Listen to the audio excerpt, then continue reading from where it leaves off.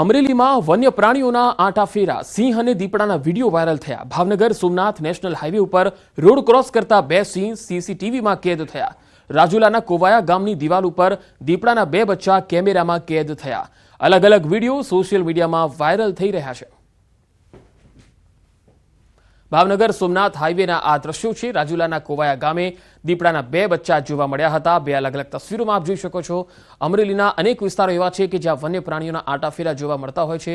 ગીર સોમનાથમાં પણ આવા દ્રશ્યો હવે સામાન્ય બની રહ્યા છે, ત્યારે અમરેલીમાં સિંહ અને દીપડાના આંટાફેરા કેદ થયા। અમદાવાદમાં નકલી દારૂની મિની ફેક્ટરી પકડાઈ। શાહપુરમાં નકલી દારૂની 49 બોટલો પકડાઈ। સામાન્ય દારૂ મોંઘી બોટલમાં ભરી અને વેચાણ કરવામાં આવતું હતું। આરોપી અગાઉ વાડજ પોલીસ સ્ટેશનમાં પણ દારૂના કેસમાં પકડાઈ ચૂક્યો છે। સામાન્ય દારૂ એ મોંઘી બોટલોમાં ભરી અને વેચાણ થતું હતું। આ નકલી દારૂનું વેચાણ 49 નકલી દારૂની બોટલો જપ્ત થઈ છે। અમદાવાદના શાહપુરમાં આ ગોરખ ધંધો ઘણા સમયથી ચાલતો હતો। સુરત પોલીસને મળી છે મહત્વપૂર્ણ સફળતા। સુરતની નવી સિવિલ હોસ્પિટલમાંથી 28 દિવસનું નવજાત બાળકનું અપહરણ થયું હતું। જો કે ખટોદરા પોલીસે અપહરણ થયેલા બાળકને શોધી કાઢ્યું। ઝારખંડ રાજ્યમાં જઈને અપહરણ કરનાર આરોપીને ઝડપી બાળકનો કબજો લીધો છે। અપહરણ કરનાર આરોપીનું નામ સૂરજકુમાર શ્યામરાજ મહેતા હોવાનું સામે આવ્યું। બીજી તરફ પોલીસે બાળકને હેમખેમ તેના પરિવારને પરત કર્યું છે। फुटेज चेक किए, रेलवे स्टेशन के फुटेज चेक किए, एक जगह से उसने पैसे विड्रॉल किए, वहां से एटीएम के हमने फुटेज लिए। बाद में इसको कंटिन्यू हम लोग फॉलो करते रहे। तो ये गढ़वा डिस्ट्रिक्ट है झारखंड में, वहां पे इसकी बहन का ससुराल है, वहां से ये बच्चे के साथ में बरामद हुआ। રાજ્યસભાના સાંસદ મયંક નાયકે અનોખી પહેલ કરી। વિદ્યાર્થીનીઓને સાયબર ફ્રોડથી બચાવવા અને જાગૃતિ લાવવા પ્રયાસ કરાયો। મહેસાણાની જેએમ ચૌધરી સ્કૂલની 60 વિદ્યાર્થીનીઓ સાથે મહેસાણા મહિલા પોલીસ સ્ટેશનની મુલાકાત કરી। પ્રધાનમંત્રી નરેન્દ્ર મોદીના બેટી પઢાવો બેટી બચાવો અંતર્ગત રાજ્યની વિદ્યાર્થીઓને પોલીસના કાયદાથી અને વ્યક્તિગત સુરક્ષા માટે પોલીસ અને સરકારની કામગીરીની જાણકારી મળી રહે તે માટે પ્રયાસ કરાયો। વિદ્યાર્થીનીઓને મહિલા અંગેના કાયદાઓ અને સાયબર ગુનાઓ અંગે વિસ્તૃત માહિતી અપાઈ।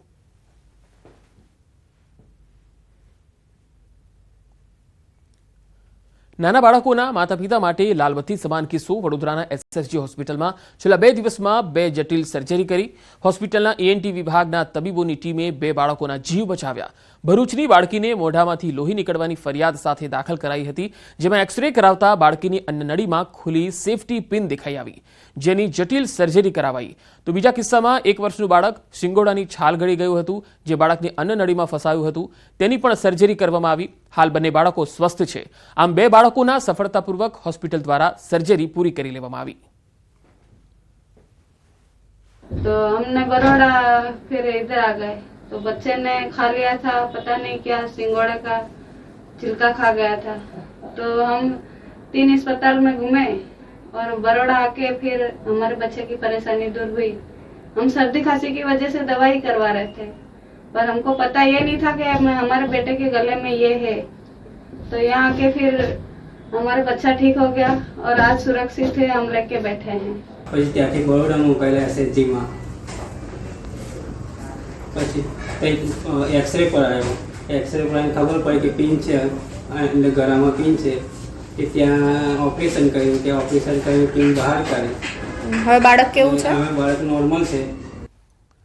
ભાવનગરના વડવા વિસ્તારમાં શાળા નજીક રેકી કરતા શંકાસ્પદ આરોપી ઝડપાયો। શંકાસ્પદ યુવક છેલ્લા 2 દિવસથી વડવામાં આવેલી ખાનગી શાળા નજીક આંટાફેરા કરતો હતો। આરોપી વિદ્યાર્થીનું અપહરણ કરવાની ફિરાકમાં હતો। આરોપીના આંટાફેરાથી શંકા જતા શાળાના તંત્ર અને વાલીઓ દ્વારા પૂછપરછ કરવામાં આવી। આરોપી સમગ્ર મામલે સ્પષ્ટ જવાબ આપતો ન હતો। સાથે જ આરોપી પાસેથી મીઠાઈનું બોક્સ અને બિસ્કિટના પેકેટ મળી આવ્યા। આરોપીનું નામ નીરજ હોવાનું અને તે પરપ્રાંતીય હોવાનું ખુલ્યું। સ્થાનિકોએ આરોપીને મેથી પાક ચખાડી પોલીસના હવાલે કર્યો। પોલીસે સમગ્ર મામલે આરોપીનો કબજો લઈ કાર્યવાહી હાથ ધરી।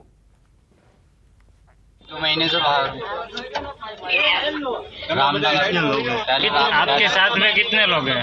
10-12 जने, मतलब रहते तो 10-12 जने। जब पता लगता है वो लड़ाई हो गई तो एक भी ना दिखाई देता। બનાવ શું થયો? એ દિવસે એક વ્યક્તિ બપોરની જ્યારે વાલીઓ ટિફિન દેવા આવે ત્યારે વાલીના સ્વાંગમાં આવી ગયો। ચોકીદાર એક કલાકની જતો ઓળખી શક્યા, ત્યારે બીજે દિવસે આવ્યો એટલે ચોકીદાર ઓળખી ગયા કે આ વાલી નથી। એટલે એને પકડીને પકડ્યો અને એમાં વાત કરી કે એની પાસે મીઠાઈનું બોક્સ અને બિસ્કિટના એક હતું પેકેટ હતું. રાજ્યના વધુ સમાચારો પર નજર કરીશું. હાલ રોકાઈશું એક વિરામ માટે.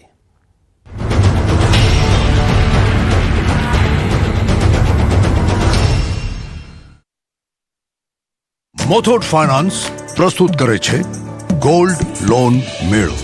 ગોલ્ડ લોન લીધા પછી અને કસ્ટમર રેફર કર્યા પછી મેળવો સોનેરી મોકો. લાખોના ગિફ્ટ વાઉચર જીતવાનો, સાથે સાથે જીતો તમે 24 કેરેટ સાચું સોનું.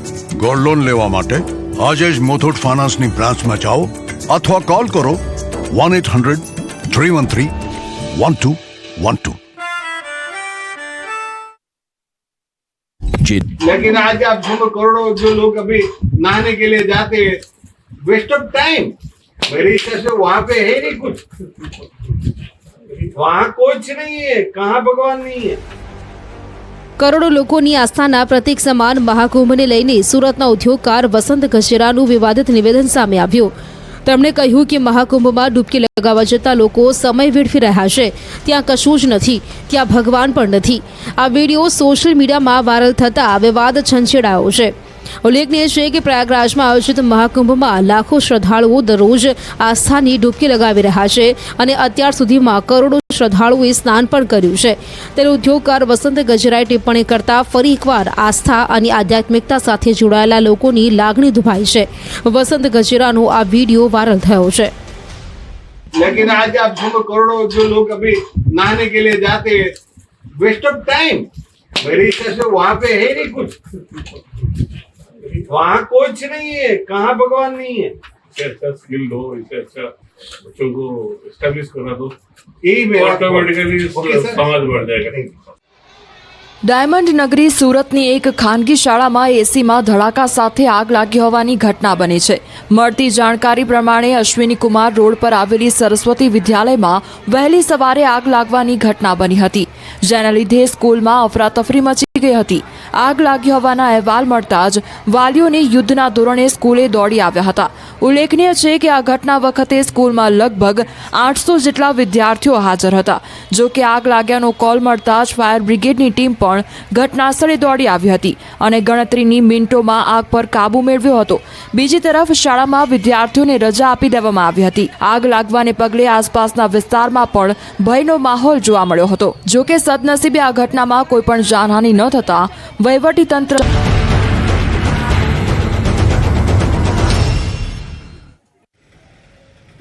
Welcome back. ભજન, ભોજન અને ભક્તિનો ત્રિવેણી સંગમ એટલે જૂનાગઢનો શિવરાત્રી મેળો આવતીકાલે એટલે કે 22મી ફેબ્રુઆરીના રોજ શિવરાત્રીના મેળાનો પ્રારંભ થશે. ભવનાથ મંદિર સહિત અન્ય અખાડાઓમાં ધ્વજારોહણ બાદ મેળાનો પ્રારંભ થવાનો છે. આ મેળાની પૂર્ણાહુતિ 26 ફેબ્રુઆરીના રોજ શિવરાત્રીના દિવસે મધ્યરાત્રિએ ભવનાથમાં આવેલા મૃગી કુંડમાં સાધુ સંતોના શાહી સ્નાન બાદ પૂરી થશે. જૂનાગઢના શિવરાત્રીના મેળાને મિની કુંભનો દરજ્જો અપાયો છે. અહીં દૂર દૂરથી સાધુ સંતોએ પોતાના આસન લગાવી ધૂણા તૈયાર કરી દીધા છે. સાધુ સંતોમાં શિવરાત્રી એટલે કે જીવ સાથે શિવનું મિલન અને ભગવાન શિવને પ્રસન્ન કરવા માટે શિવરાત્રીની પૂજાનું વિશેષ મહત્વ હોય છે.